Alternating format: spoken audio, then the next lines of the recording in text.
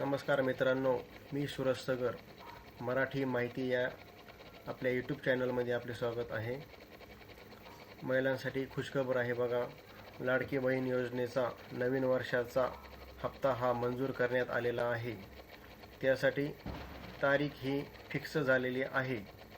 आपले जे मंत्री आहे, बालविकास मंत्री अदिती तटकरे मॅडम यांनी काय सांगितलेले आहे ते बघा. मुख्यमंत्री लाडकी बहीण योजना 3,690 कोटी रुपयांचे निधी 26 जानेवारीपर्यंत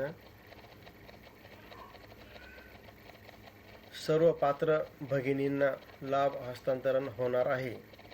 राज्य मंत्रिमंडळाने हा निर्णय घेतलेला असून यास 3,690 कोटी निधी हा मंजूर करण्यात आलेला आहे. तर थोड्या दिवसामध्ये लाभ हस्तांतरण होण्यास सुरुवात होणार असून